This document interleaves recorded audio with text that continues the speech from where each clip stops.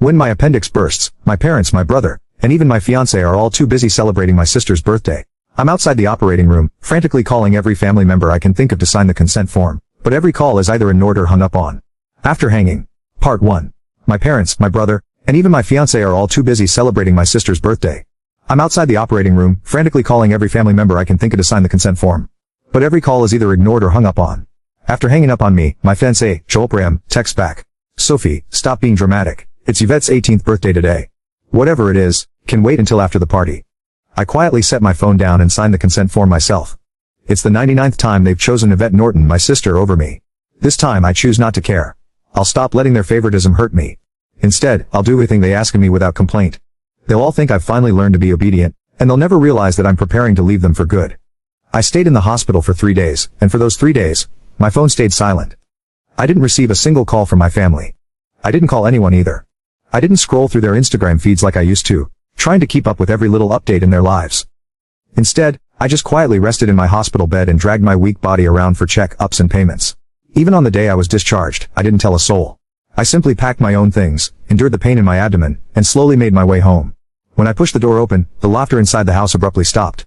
Everyone was gathered in the living room. My fiancé, Joel, was sitting beside Yvette with his arm casually draped around her shoulders. The moment he saw me, he pulled his hand back and gave me an awkward smile. "Soph, you're back. Where have you been these past few days?"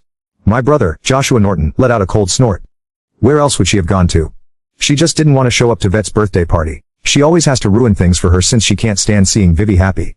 I didn't say a word. I just headed straight for my room. Joshua seemed surprised that I didn't argue with him.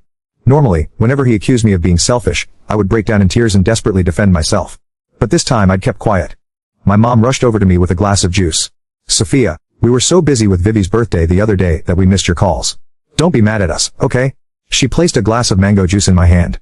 Although my heart had long since stopped expecting anything, it still ached faintly. I was allergic to mangoes, but the vet loved them.